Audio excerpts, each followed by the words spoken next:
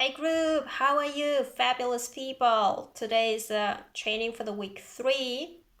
Instead of doing it yesterday, I'm doing today because of technical issues, and also I felt a little bit sick yesterday. You can see some evidences here.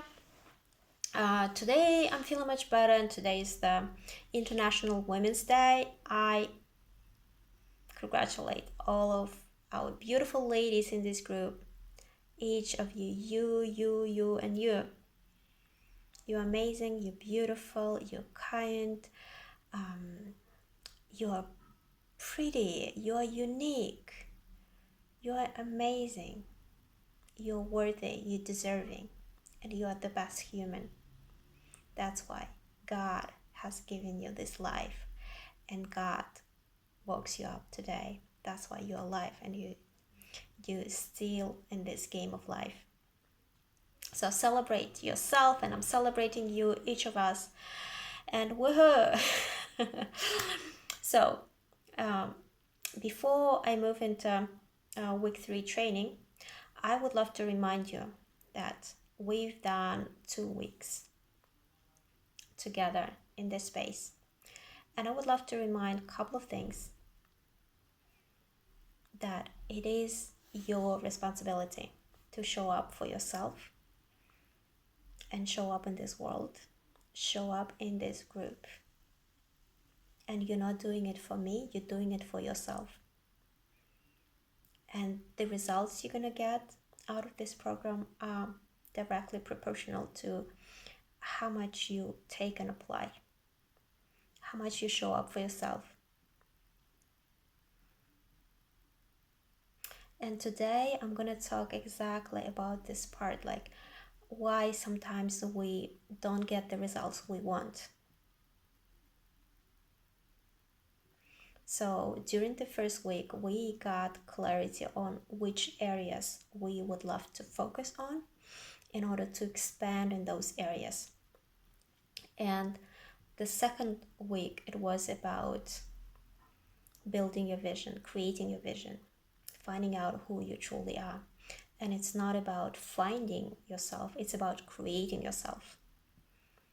Because you are a piece of marble, you're a piece of clay that you get to sculpt yourself every day, day in and out. And your habits really define who you are. Your habits create your character.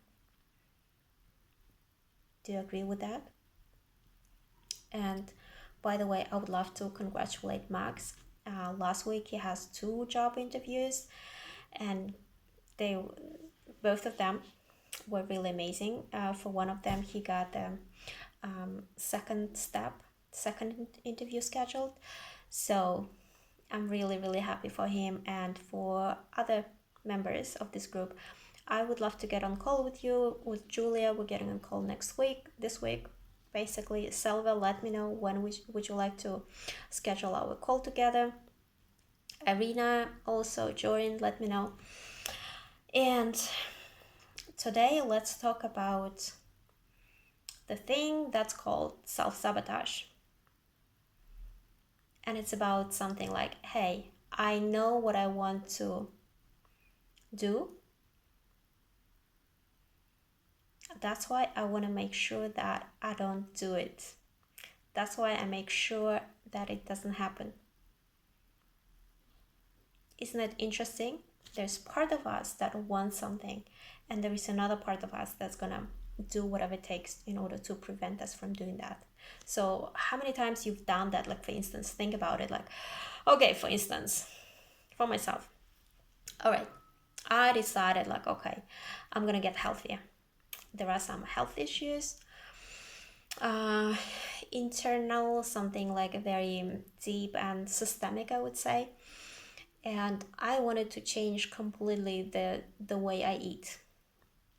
I started keto diet, and then I felt like it was just too strict, too much, and a little too unrealistic. And then I went into like, okay, let's get a little more flexible. Let me be just low carb, eating low carb. So it was working for time being, but then at some point it does feel like I'm being restricted. And what it does is like you go into binge eating.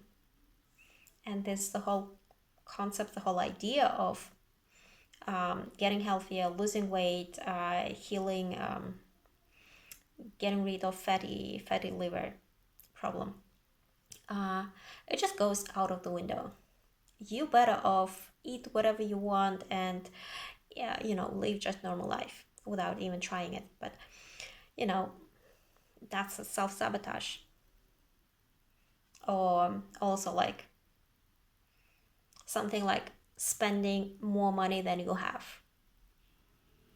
That's also an example of self-sabotage. Or avoiding what you know what's important, right? That's another form of self-sabotage. Or just overeating when you just promise to yourself that you're going to start this weight loss campaign against your body, because your body is listening like, hey, there's war being announced, like, nope, not gonna happen. I'm not gonna let you become slim. I'm not gonna let you starve. And on so many other areas, on so many other levels, like we go into self-sabotaging. Or when it comes to relationship, for instance, like I know a couple of people in this group are working on their romantic relationship. Like, hey, you say like, I'm open, I'm available, hello. When you say like, I want to meet a soulmate, but when it comes in the reality, like you go out, your friends try to introduce you to somebody, and all you do is your body language, your behavior, you're showing that person that like, hey, I don't want to see you, I don't want to know you. Like you go into closing off, like into your shell. So you announce that you want to meet person, but then you're acting completely differently. And that's the self-sabotage. And that self-sabotage, it's really coming from the another part of us, because really we are like a diamond, and the diamond has different facets. And each facet, we have one facet that really wants something, and then there is another facet that doesn't want. And by not wanting it, that part of us really wants to protect us. Really, self-sabotage is self-protection. And it's really important to see it, to identify that part of us. So for instance, today I was talking to my coach that there is a part of me that feels like, hey, I want to move out from this place. And not just from this apartment, I'm also thinking about moving to another place, another city, another town. But I don't have any clarity. I don't know where exactly I want to be. And that's why another part of me like keeps telling me like, hey, it's okay, stay at this place because A, B, C, D, like you have so many pros about this place, and it's okay, things are good.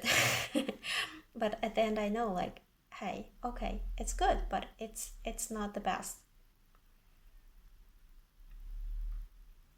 But staying here, I'm gonna go into comfort. I'm going complacent, basically. And I know that the part of me really wants something else. So see that part of me actually wants to protect me, that want to keep me safe, that want to keep me staying familiar, doesn't want me to have any stress about searching for another place, which is actually feels a bit stressful. It feels exciting, but also when we get down to doing the dirty work, like, yeah, come on, who likes it? Especially like if you've been traveling, like moving a lot. I haven't been moving a lot lately, but in general it feels like, oh well, looking for another place, like, okay, I need to make phone calls, I need to ask them for pictures, then I have to travel to that place, and then I'll be disappointed for the most part. But also on the other hand, like I know that, like, hey, the more you move, the more momentum you create.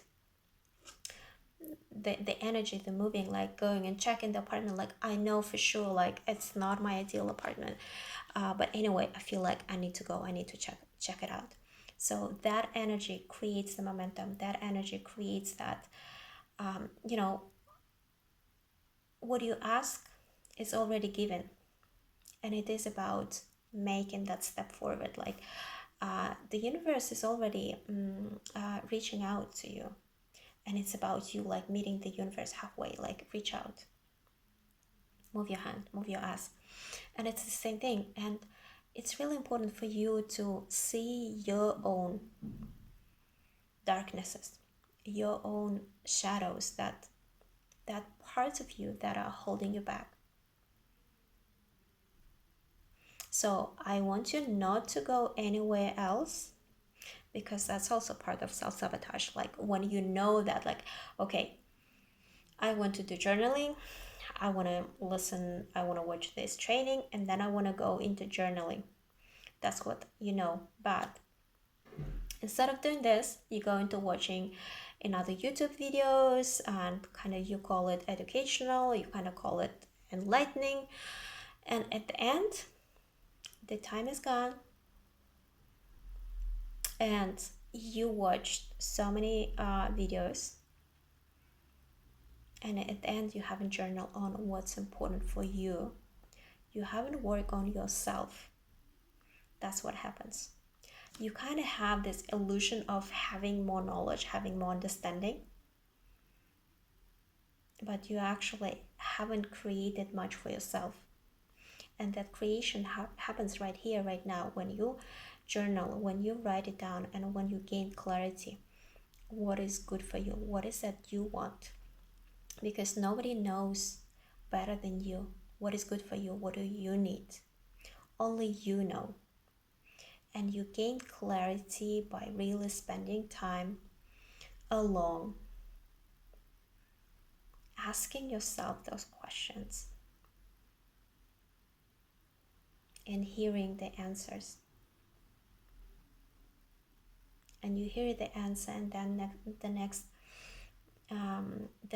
stage is, the next step is about, okay, how is it going to become a reality? And a lot of times it's not just by you, it's not that you have to create it, but it is created. My new place already exists, but I just need to get more clarity, like, hey, what am I ordering from the universe, and what am I creating?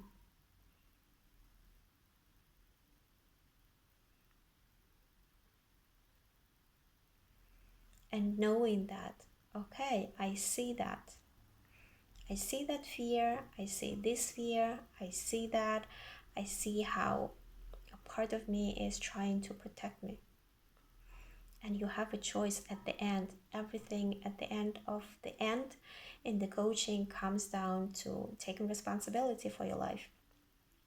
And second is about making choices. It's about making decisions. So you can choose to be afraid and stay where you don't belong.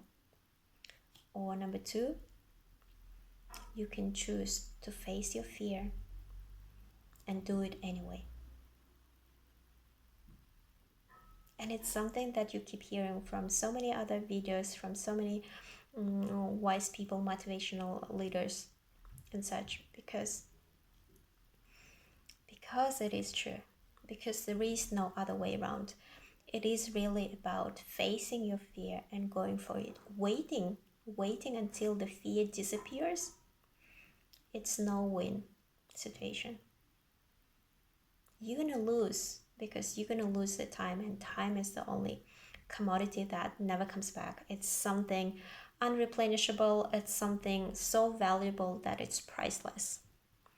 And I'm not pushing you to go and do some stupid shit just because you need to, because you feel anxious, because you feel agitated, you have to do something.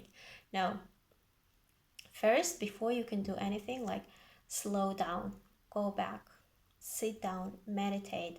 By the way, guys, are you guys meditating? Meditate every day at least 10 minutes. At least 10 minutes, just 10 minutes, nothing else. Just set an alarm for 10 minutes or just go on YouTube. Type in 10 minutes meditation, guided meditation if you are the beginner, because your mind most likely will go wandering, and the voice will guide you. The voice will tell you what to do, how to do. And just do it. Only 10-15 minutes. And the compounding effect will be astonishing. And don't expect that you will have massive effect after one time. It's like brushing your teeth. After you brush your teeth once, well, nothing will change. Your teeth will not be massively white and massively cleaner or whatever.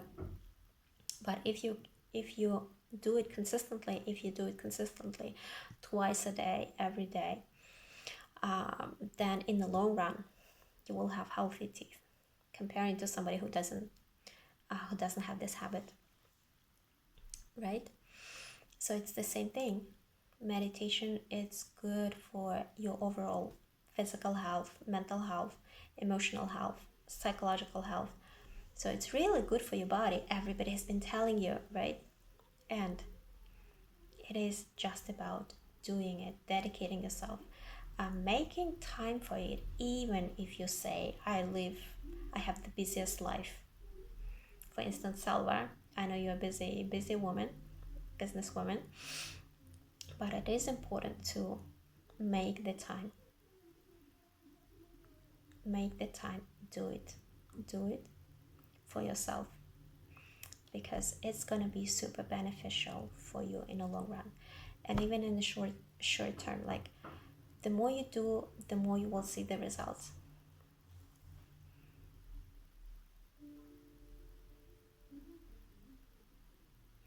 And I invite you to write down, to journal on what are your ways of self-protection, what are your ways of self-sabotage. How do you do that? And then you go into why. What's behind that? Why do I do that? So for instance, this lady I follow, she was married to a guy who was I guess he was trading. He was the guy who was taking care of the money, finances.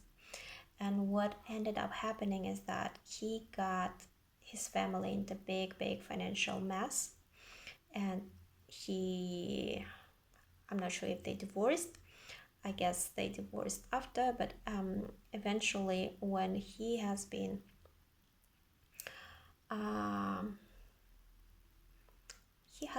caught by police or something, FBI, he fled the country, and he left his wife in a massive financial mess. And she was the woman coming from very wealthy family, and she never wanted to take care of the finances because she believed that it's a male role, it's a man's job. And when this happened, she received notification from IRS that she needs to pay in taxes like millions of dollars, which she didn't have. And also she received bills for something she wasn't aware of. And she was like, okay, what do I do? And imagine, like, it's pretty devastating. Like, you don't know what to do. You don't have any skills. And she asked her dad to help her, who apparently seemed to be like, he had those money, but he refused. He said no. And of course, like, what are your options? Like, okay, you can be so resentful towards your dad that he didn't lend the money. Also, you can bitch about the ex-husband who put her in this mess. You could go into victim mode and avoid the police, avoid the FBI and IRS and whatsoever. But then it comes the time, like, you have to face it. Why is this happening to you? What is the lesson? And she was slowly getting out of this. And during one of the therapy sessions, she said she got it. She has chosen to stay stupid, and that staying stupid was an act of self-protection.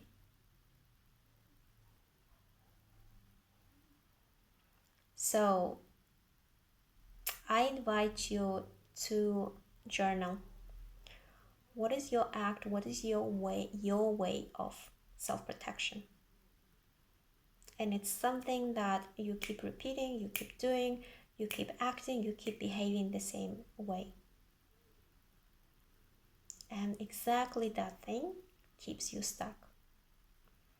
And even staying stuck is an act of self-protection. Journal, and please share in the comments below. I really want to hear, I really want to help you, and sharing your way of self-protection might be beneficial, might be helpful for other people to read, to relate, and maybe someone will learn from you, like, oh yes, I have that too. So that's very good. And it's also good for you to open up, to be more open and trusting the world. So on this note, I will leave you and love you. Looking forward to hear your feedback. Happy journaling. Happy Women's International Day. Lots of love. Bye.